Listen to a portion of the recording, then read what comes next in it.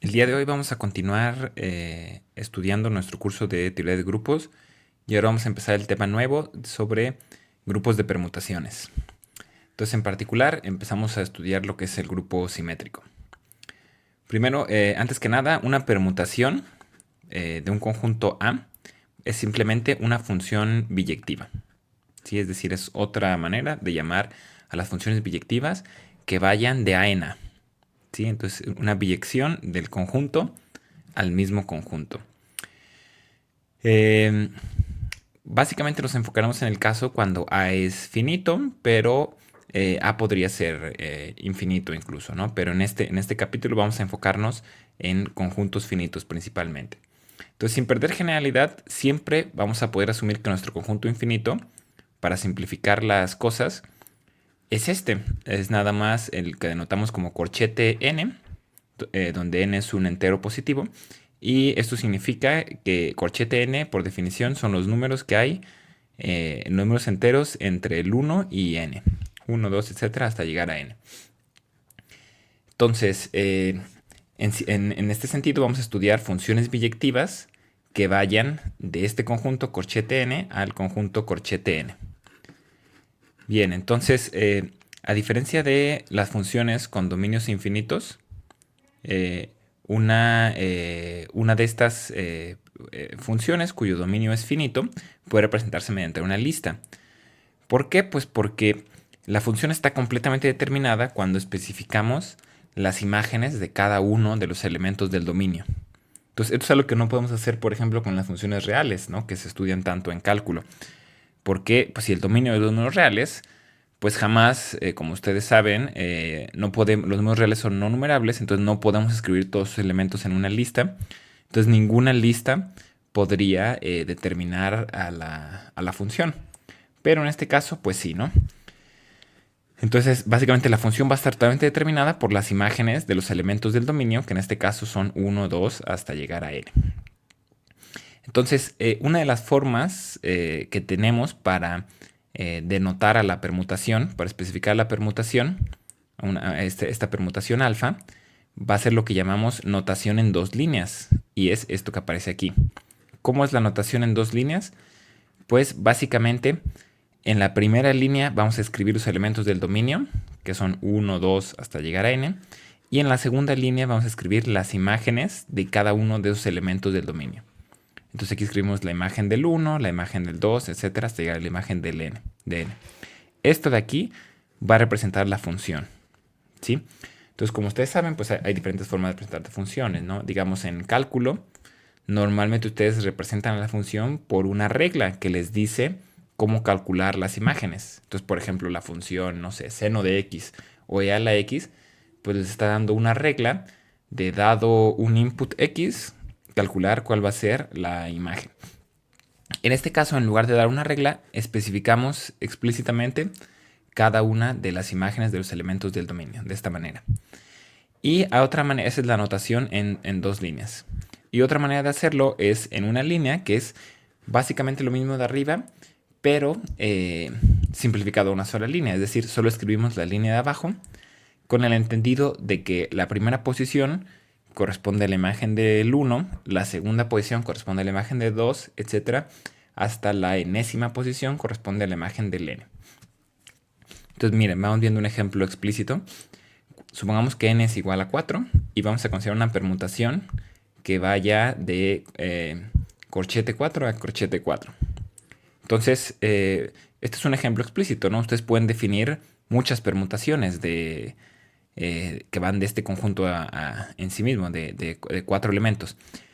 Este es un ejemplo particular. Entonces, para este ejemplo, pues decimos la imagen del 1 va a ser 3, la imagen de 2 va a ser 4, la imagen de 3 va a ser 1 y la imagen de 4 va a ser 2.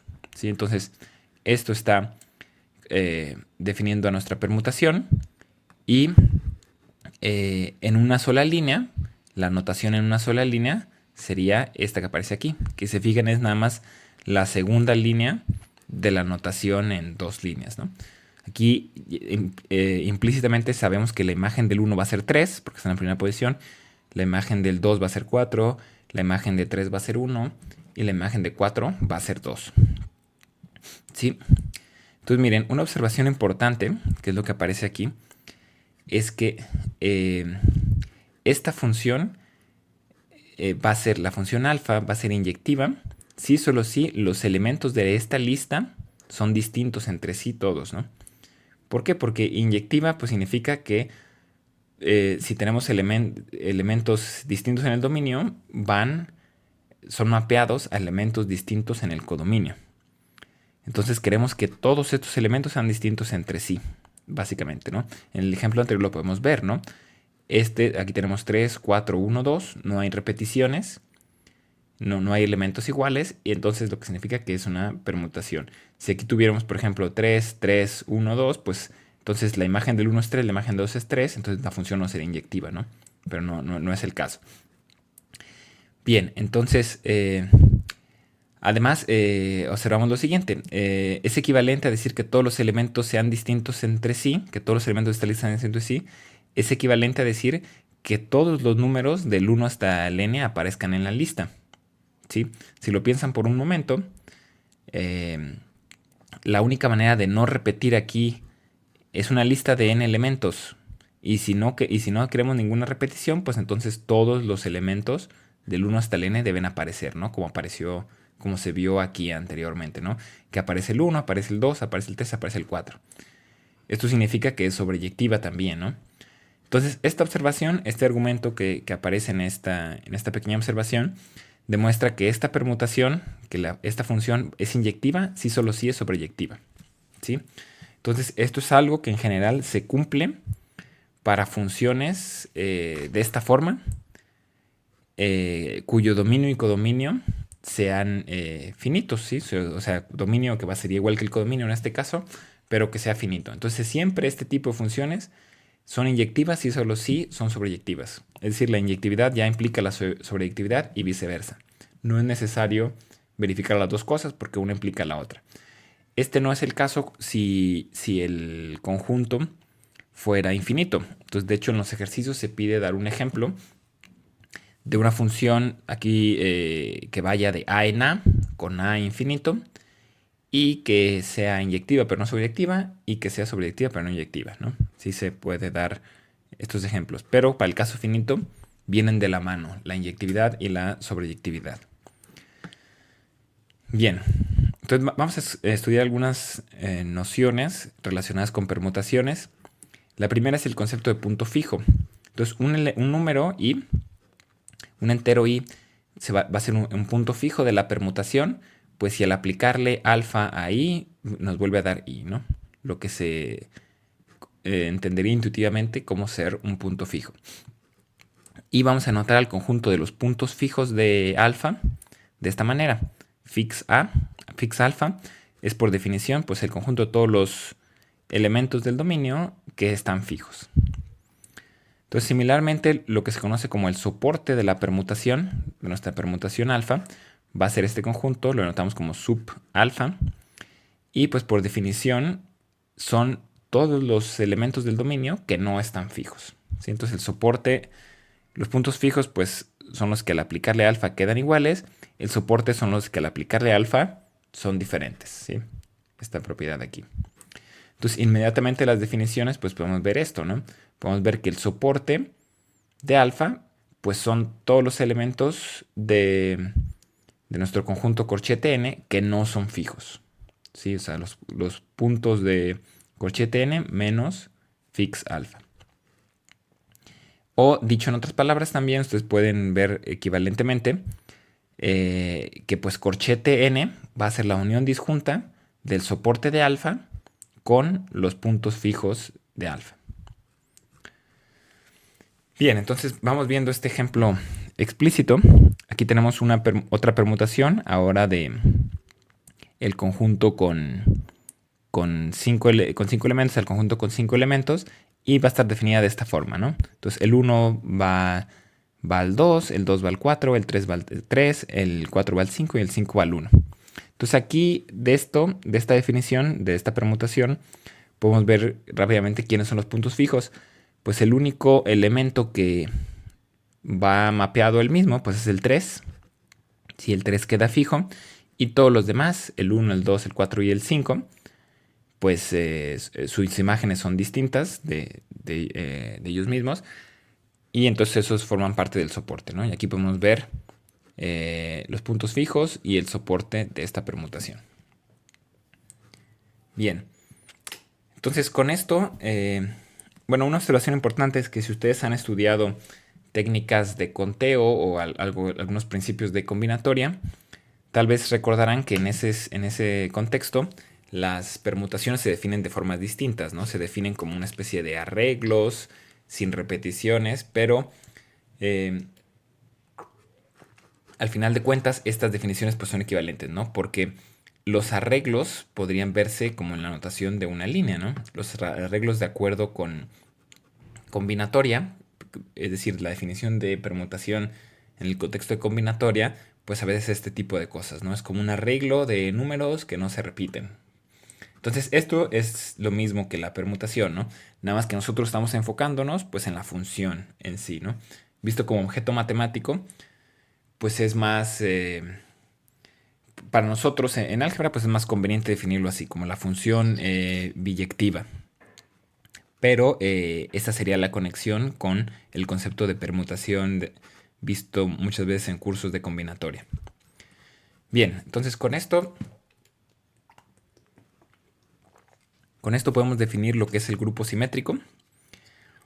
Entonces el grupo simétrico va a ser el conjunto de todas las permutaciones de corchete n y se define de esta manera.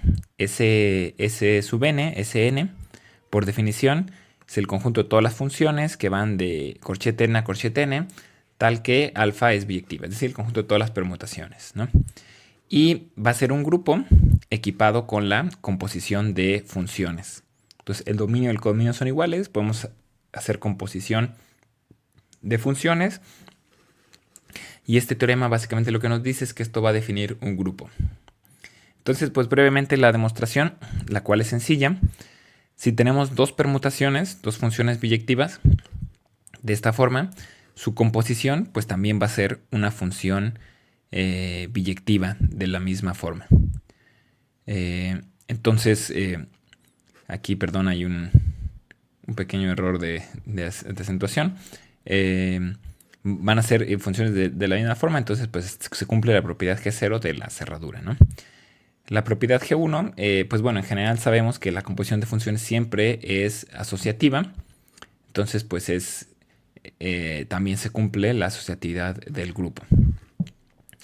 Siguiente propiedad, en este caso el elemento identidad sería la función identidad, ya que si componemos la función identidad con cualquier otra permutación, pues no la altera, y además la función identidad es biyectiva, entonces pertenece a Sn efectivamente. Y nosotros sabemos también, pues de un curso de conjuntos y números, que las funciones biyectivas tienen siempre una inversa. Entonces, dado que alfa, por ejemplo, en Sn es biyectiva, existe alfa inversa, la cual también va a ser biyectiva y cumple la propiedad de que al componer alfa con alfa inversa nos va a dar la identidad. Entonces se cumplen todas las propiedades de grupo. Entonces esto, bueno, nada más la definición. A este grupo lo llamamos el grupo simétrico de grado n. ¿Sí? Una pequeña observación sobre la notación es que toda esta unidad, en todo este capítulo, vamos a estar trabajando con estos grupos simétricos, composición de permutaciones, etc. Esta va a ser nuestra operación principal, la composición de dos permutaciones, pero en lugar de usar la notación de composición con el circulito, vamos a nada más ponerla una permutación y la otra permutación. Y eso ya automáticamente significa que es la composición de alfa y beta. Esto pues bueno, para simplificar un poquito la notación. Además también vamos a decir que alfa beta es el producto de permutaciones, aunque se trate de la composición. Esto pues también es un poco tratando de homogeneizar el lenguaje, ¿no? Ya que en teoría de grupos muchas veces hablamos de producto cuando tenemos una operación arbitraria. Y aquí pues similarmente, aunque la operación es composición, pues también a veces vamos a decir que es el producto de dos permutaciones. Ok, entonces vamos viendo un grupo simétrico en particular. El grupo simétrico S3 va a tener 6 elementos y explícitamente estos elementos son estos, beta 1, beta 2, beta 3, beta 4 y beta 5, dados por la siguiente tabla. Entonces miren, vamos a revisar la tabla. Estos son los elementos de S3, es decir, las permutaciones del conjunto corchete 3, corchete 3. Entonces aquí tenemos beta 1, que es la notación, que es la identidad. Manda el 1 al 1, el 2 al 2, el 3 al 3. Notación en una línea se vería de esta forma. Aquí tenemos otra función que manda el 1 al 2, el 2 al 1 y el 3 al 3. Notación en una línea se vería de otra forma. Beta 3 definida de esta forma, beta 4, beta 5 y beta 6. Pueden ustedes analizarlas individualmente con más cuidado, ver la notación en una línea como corresponde. Pero estas son todas las posibles permutaciones que existen de este conjunto, ¿sí? Entonces, ¿cómo sabemos que son estas? Pues en general hay un argumento de conteo que nos dice que la cardinalidad de Sn es n factorial, ¿sí? ¿Y qué es n factorial? Pues multiplicar n por n menos 1, etcétera, hasta llegar al 1. Multiplicación de n por los enteros previos hasta llegar al 1. Entonces, ¿cómo podemos ver que la cardinalidad es esto? Pues bueno, recuerden que aquí usamos las nociones de conteo. Los elementos de Sn pues pueden verse como listas de elementos no repetidos de corchete n. Entonces, ustedes saben, el principio de conteo, pues el principio del producto de combinatoria, pues hay n posibilidades para la primera entrada de la lista, después n-1 posibilidades para la segunda entrada, porque no puede ser igual que la primera. Y así sucesivamente hasta que la última entrada nada más tiene una sola posibilidad, porque no puede ser ninguna de las previas para que no haya repeticiones.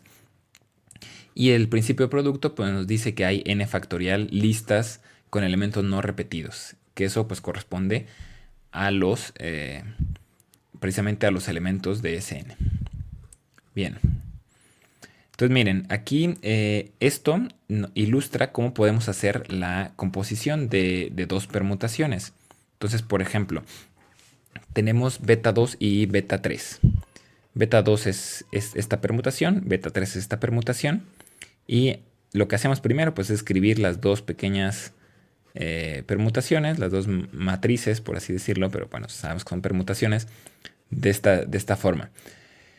Entonces, una cosa importante es que para hacer la composición, primero aplicamos beta 3 y después aplicamos beta 2. ¿Por qué? Pues porque esa es la forma en la que se acostumbra muchas veces a hacer la composición de funciones. Si tenemos una función y otra función, pues primero estamos aplicando la función que aparece a la derecha y después la función que aparece a la izquierda, ¿no? Hay libros o hay artículos de investigación que a veces usan la otra convención, ¿sí? Pero el problema de esto, miren, es que pues nosotros cuando escribimos la imagen de un elemento, pues lo escribimos como alfa de i, ¿no? Y eso significa tomas i y le aplicas alfa. Para ser consistentes, si usáramos la composición del otro lado, en lugar de escribir alfa i, tenemos que escribir i alfa. Y eso sería la imagen de i. ¿Sí? Entonces, esto es algo que usan algunos libros, pero bueno, nosotros vamos a seguir aquí la notación usual, la notación más común, y entonces significa que vamos a escribir alfa de i, y la composición la vamos a estar haciendo de derecha a izquierda. ¿Sí? Entonces primero aplicamos beta 3, luego beta 2, etcétera, de derecha a izquierda. Entonces miren, ¿cómo podemos obtener quién va a ser el producto o la composición de estas dos permutaciones? Pues hay que ir rastreando a dónde va cada uno de los elementos, ¿no? Entonces primero empezaríamos escribiendo de nuevo aquí esta notación en dos líneas. Escribimos arriba los elementos del dominio 1, 2 y 3 y queremos ir viendo a dónde va a ir mapeado el 1. Entonces, en esta primera permutación el 1 va mapeado al 3 y en esta segunda permutación el 3 va mapeado al 3. Entonces, finalmente el 1 va a ir mapeado al 3. Siguiente, el 2, tenemos que analizar a dónde va a ir mapeado en cada una de ellas. ¿sí? El 2 va mapeado al 2 aquí y en la siguiente el 2 va mapeado al 1. Entonces finalmente el 2 va mapeado al 1, ¿sí? Y finalmente el 3. El 3 va mapeado al 1 primero y luego el 1 va al 2. Entonces el 3 va al 2 finalmente, ¿sí? Hay ahí un paso intermedio, el 3 va al 1, pero luego el 1 va al 2, entonces por eso finalmente el 3 va al 2.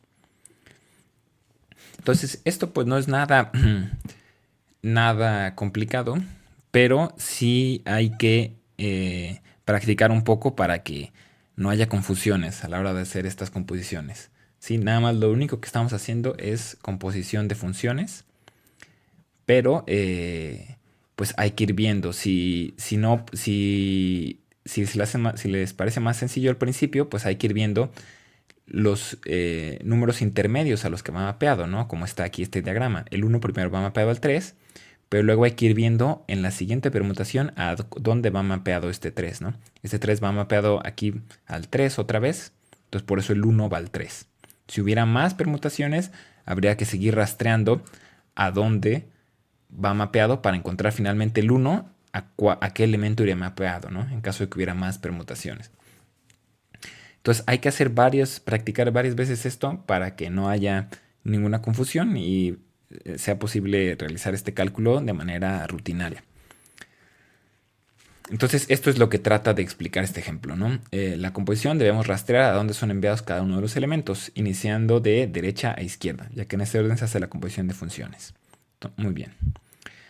Bueno, entonces después vamos a practicar más realizar la composición. Pero antes de esto vamos a ver un concepto interesante que es lo que significa permutaciones disjuntas. Entonces básicamente las permutaciones van a ser disjuntas si sus soportes son disjuntos. Entonces recuerden, el soporte son los elementos no fijos, podemos decirlo de esta forma, los elementos no fijos de alfa, los elementos no fijos de beta, y queremos que la intersección, que no haya elementos no fijos comunes, ¿sí? Que la intersección de estos dos conjuntos sea vacía. Entonces, por ejemplo, miren, tenemos esta permutación alfa y esta permutación beta, ¿sí? Calculamos quién es el soporte de alfa. ¿Quiénes son los elementos no fijos de alfa? Pues nada más se mueven el 4 y el 5, ¿no? Porque tanto el 1, el 2 y el 3 están fijos. Entonces el soporte de alfa es 4 y 5. Y soporte de beta, pues vemos que se mueven el 1, el 2 y el 3, porque el 4 y el 5 están fijos. Entonces el soporte de beta es 1, 2 y 3. Y como vemos aquí claramente, pues son conjuntos disjuntos, estos soportes, lo que significa pues que son permutaciones disjuntas. Entonces, la importancia de las permutaciones disjuntas es que conmutan, como lo dice este lema. Si alfa y beta son permutaciones disjuntas, entonces es lo mismo escribir o componer alfa con beta que beta con alfa, ¿sí? Entonces, esto es lo que vamos a demostrar ahora. Entonces, miren, aquí en esta unidad, cuando queremos demostrar este tipo de igualdades, hay que recordar que lo que estamos comparando aquí son funciones, ¿no? Aquí tenemos la composición de alfa con beta, la composición de beta y alfa, y decimos que son iguales, pero pues estos son funciones. Entonces estamos comparando dos funciones al final de cuentas. ¿Y cómo vamos a demostrar que estas dos funciones son iguales? Pues van a ser iguales si solo si al aplicarlas en todo elemento del dominio dan el mismo resultado, dan la misma imagen. ¿Sí? Entonces, esta es una herramienta que vamos a estar usando repetidas veces en esta unidad. Entonces, hay que demostrar esto, hay que mostrar que alfa beta aplicada a C es igual a beta alfa aplicada a C para toda C en corchete N. Entonces, lo que vamos a hacer es analizar casos. Primer caso, ¿qué pasa cuando C está en el soporte de alfa? ¿Ok? Entonces, al ser permutaciones disjuntas, si C está en el soporte de alfa, pues entonces C no está en el soporte de beta. Lo que significa que C es un punto fijo de beta, ¿sí? Entonces, miren lo que sucede. A la hora de aplicar esto, primero estamos aplicando beta aquí, pero estamos diciendo que C es un punto fijo de beta, entonces nos va a quedar alfa C, ¿sí? Por otro lado, sabemos que alfa C es distinto de C, ¿no? Porque C está en el soporte de alfa. Lo que implica que que al aplicarle, podemos aplicarle a esta desigualdad otra vez alfa y también debe dar elementos distintos, ¿sí? ¿Por qué? Pues porque pues, alfa es una función inyectiva, ¿no? Entonces elementos distintos del dominio pues deben tener imágenes distintas. Entonces esto significa, esto de aquí, significa que alfa c también pertenece al soporte de alfa y al ser disjuntos, hacer permutaciones disjuntas, alfa c no pertenece al soporte de beta, ¿sí? Entonces, de nuevo, esto significa que alfa c es un punto fijo de beta. Entonces, al calcular esto de aquí, estamos diciendo que alfa c es un punto fijo de beta. Entonces, debe darnos como resultado alfa c. Pero antes habíamos calculado que alfa c también es lo mismo que alfa beta de c. Entonces, nos está dando lo mismo de ambos lados. Y en este caso, pues verificamos, ¿no?, que las funciones son efectivamente iguales. Vamos viendo el siguiente caso. Si C estuviera en el soporte de beta, pues este caso es totalmente análogo al anterior, ¿no? Nada más hay que intercambiar el papel de alfa y beta y el mismo razonamiento nos llevaría a que esto se cumple, ¿sí? Y finalmente el tercer caso, pues sería que C no pertenezca ni al soporte de alfa ni al soporte de beta, ¿sí? Los dos casos anteriores pues estarían cubriendo ya el caso de la unión del soporte de alfa con el soporte beta, pero pues podría haber elementos que estuvieran fuera de la unión, es decir, podría haber elementos que no estén ni en el soporte de alfa ni en el soporte de beta, ¿no? Entonces en este caso pues C va a ser tanto un punto fijo de alfa como un punto fijo de beta, lo que significa pues que todo va a estar fijo, ¿no? Si aplicamos alfa beta de C, pues es un punto fijo de beta, entonces va a ser alfa de C, pero también es un punto fijo de alfa, entonces va a ser C, y lo mismo del otro lado, ¿no? Entonces se cumple lo que queríamos y las permutaciones son iguales. Entonces este es el último resultado que vemos por la clase de hoy. Revísenlo de nuevo con cuidado, léanlo con cuidado, asegúrense de que están entendiendo bien este argumento de aquí, que es un poco sutil, pero pues vean nada más, surge directamente pues por las definiciones de soporte, de permutación, pues, y de lo que significa hacer permutación disjunta. Y en la siguiente clase vamos a seguir con la sección próxima, que es sobre la notación cíclica. Entonces, pues muchas gracias.